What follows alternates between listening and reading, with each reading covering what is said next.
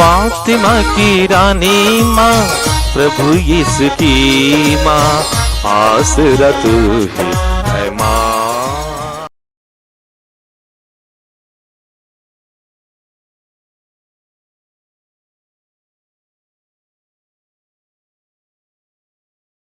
पहला पाठ प्रेरित चरित्र अध्याय 18 पद संख्याएं 1 से 8 तक। पाठ का मूल सारांश है, पौलुस उनके यहाँ रहने तथा काम करने लगा। वह प्रत्येक विश्राम दिवस सभागृह में बोलता था।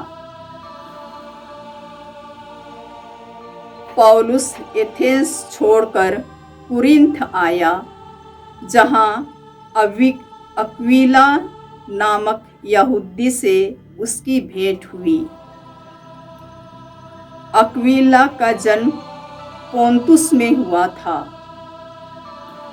वह अपनी पत्नी प्रिसिल्ला के साथ इटली से आया था, क्योंकि क्लौदियुस ने यह आदेश निकाला था कि सब यहूदी रोम से निकल जाएं। पौलुस उनसे मिलने गया और उनके यहाँ रहने तथा काम करने लगा, क्योंकि वह एक ही व्यवसाय करता था। वे तंबू बनाने वाले थे। पौलुस प्रत्येक विश्राम दिवस को सभागृह में बोलता और यहूदियों तथा यूनानियों को समझाने का प्रयत्न करता था। जब सीलस तथा तिमथी मकेदोनिया से पहुँचे, तो पौलुस वचन के प्रचार के लिए अपना पूरा समय देने लगा और यहूदियों को इसका प्रमाण देता रहा कि यीशु ही मसीह है। किंतु जब वे लोग पौलुस का विरोध और अपमान करने लगे, तो उसने अपने वस्त्र फाड़कर उनसे यह कहा, तुम्हारा रक्त तुम्हारे सिर पड़े। मेरा अंतःकरण शुद्ध है। मैं अब से गैर यहूदियों के पास जाऊंगा। वह उन्हें छोड़कर चला गया और तितियुस इस्तातुस नामक ईश भक्त के यहाँ आया, जिसका घर सभागृह से लगा हुआ था। सभागृह के अध्यक्ष क्रिस्पियुस ने अपने सारे परिवार के साथ प्रभु में विश्वास किया। बहुत से कुरिन्थी भी पौलुस की बातें सुनकर विश्वास करते और बपतिस्मा ग्रहण करते थे। प्रभु की वाणी। ईश्वर को धन्यवाद। भजन अनुवाक्य। प्रभु ने सभी राष्ट्रों के लिए अपना मुक्ति विधान प्रकट किया है। प्रभु ने सभी राष्ट्रों के लिए अपना मुक्ति विधान प्रकट किया है। प्रभु के आदर में नया गीत गाओ, क्योंकि उसने अपूर्व कार्य किए हैं। उसके दाहिने हाथ और उसकी पवित्र भुजा ने हमारा उद्धार किया है। अनुवाक्य। प्रभु ने सभी राष्ट्रों के लिए अपना मुक्ति विधान प्रकट किया है। प्रभु ने सभी राष्ट्रों के लिए अपना मुक्ति विधान प्रकट किया है।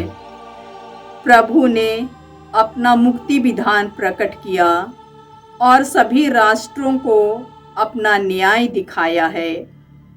उसने अपनी प्रतिज्ञा का ध्यान रखकर इस्राएल के घराने की सुध ली है। अनुवाक्य। प्रभु ने सभी राष्ट्रों के लिए अपना मुक्ति विधान प्रकट किया है। प्रभु ने सभी राष्ट्रों के लिए अपना मुक्ति विधान प्रकट किया है। पृथ्वी के कोने कोने में हमारे ईश्वर का मुक्ति विधान प्रकट हुआ है। समस्त पृथ्वी आनंद मनाए और ईश्वर की स्तुति करे। अनुवाक्य: प्रभु ने सभी राष्ट्रों के लिए अपना मुक्ति विधान प्रकट किया है। प्रभु ने सभी राष्ट्रों के लिए अपना मुक्ति विधान प्रकट किया है। जय घोष। हालेलुया। प्रभु कहते हैं, मैं तुम लोगों को अनाथ छोड़कर नहीं जाऊंगा, मैं तुम्हारे पास आऊंगा और तुम आनंद मनाओगे। हालेलुया। प्रभु आप लोगों के साथ हो और आपकी आत्मा संत योहन के अनुसार प्रभु यीशु ख्रिस्त का पवित्र सुसमाचार। हे प्रभु तेरी महिमा हो। अध्याय 16 पद संख्याएं 16 से 20। यीशु ने अपने शिष्यों से यह कहा, थोड़े ही समय बाद तुम लोग मुझे नहीं देखोगे और फिर थोड़े ही समय बाद मुझे देखोगे। इस पर उनके शिष्य आपस में यह कहने लगे, वो हमसे यह क्या कहते हैं, थोड़े ही समय बाद तुम मुझे नहीं देखोगे और फिर थोड़े ही समय बाद तुम मुझे देखोगे। और क्योंकि मैं पिता के पास जा रहा हूँ, इसलिए उन्होंने कहा, वह जो थोड़े समय कहते हैं, इसका अर्थ क्या है? हम इनकी बात नहीं समझ पा रहे हैं। यीशु ने यह जानकर कि वे मुझसे प्रश्न पूछना चाहते हैं, मुझसे कहा, तुम आपस में मेरे इस कथन के अर्थ पर विचार विमर्श कर रहे हो कि थोड़े ही समय बाद तुम मुझे नहीं देखोगे और फिर थोड़े ही समय बाद मुझे देखोगे। मैं तुम लोगों से कह देता हूँ, तुम रोओगे और विलाप करोगे, परंतु संसार आनंद मनाएगा। तुम शोक मनाओगे, किंतु तुम्हारा शोक आनंद बन जाएगा। यह प्रभु यीशु ख्रिस्त का पवित्र सुसमाचार है। हे क्रिस्त तेरी स्तुति हो। क्रिस्त में प्यारे भाइयों और बहनों, प्रभु यीशु अपने शिष्यों से कहते हैं, मैं तुम्हें अकेला और अनाथ छोड़कर नहीं जाऊंगा। मैं अपना सहायक पवित्र आत्मा को भेजूंगा, जो सदा तेरे साथ रहेगा। वह सत्य का आत्मा आएगा और वह तुम्हें पूर्ण सत्य तक ले जाएगा। यही कारण है कि यीशु ने कहा, कुछ समय बाद तुम मुझे नहीं देखोगे और कुछ ही समय बाद तुम मुझे देखोगे। यह बात शिष्यों को समझ में नहीं आई, क्योंकि वे बिल्कुल यीशु के रहस्य को समझ नहीं पाए।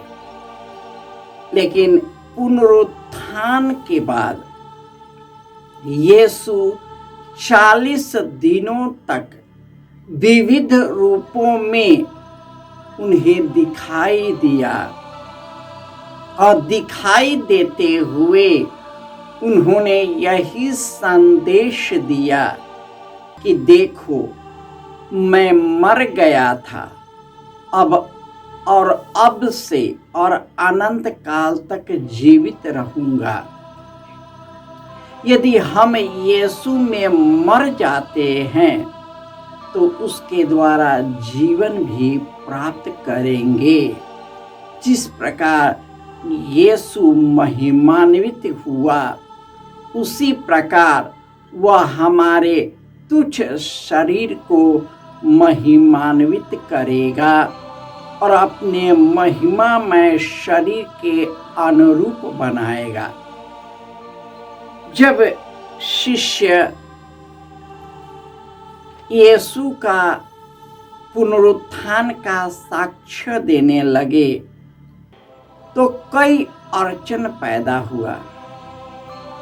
उसी प्रकार जब पौलुस एथेंस छोड़कर कुरिन्थ आया और वहां पर अक्विला और प्रिस्किला नाम के दंपति से मिला, उसके साथ रहने लगा और वे एक साथ प्रार्थना करते और यीशु का पुनरुत्थान का साक्ष्य देते थे और इस पर उन पर आशीष और कृपा बनी रहती थी। लेकिन लोगों ने उनके विरुद्ध षड्यंत्र रचा। उन्होंने लोगों को भड़काया और सब लोगों ने पौलुस का दुत्कार किया, उसका उपहास किया, उसको मारा पीटा और इस प्रकार पौलुस उस जगह को छोड़कर चला गया। हमारे मिशन कार्य में बहुत बाधा आ सकती है, क्योंकि सब यीशु के समान, यीशु के राज्य जो स्वर्ग का राज्य है, उसके बारे में न सोचते हैं न विचार करते हैं।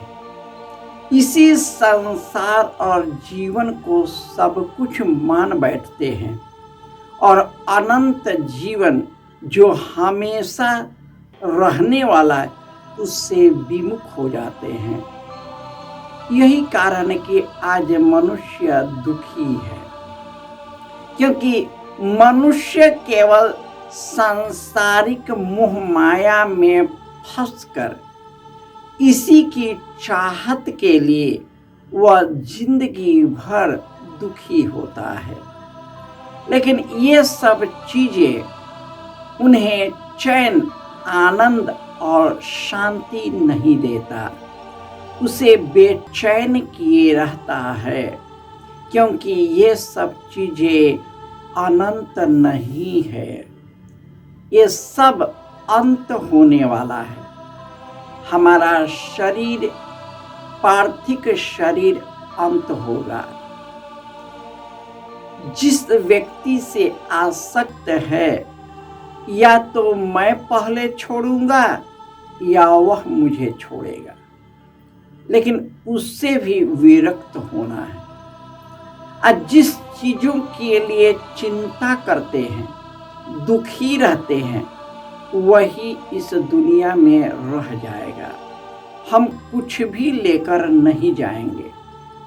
यदि हम यीशु से जुड़कर उनके सन्मार्ग पर चलने लगते हैं, उनकी शिक्षा हमारे जीवन में घर कर जाती है और उसी के अनुरूप जीवन जीते हैं, ईश्वर हमें अनंत जीवन से भर देता है।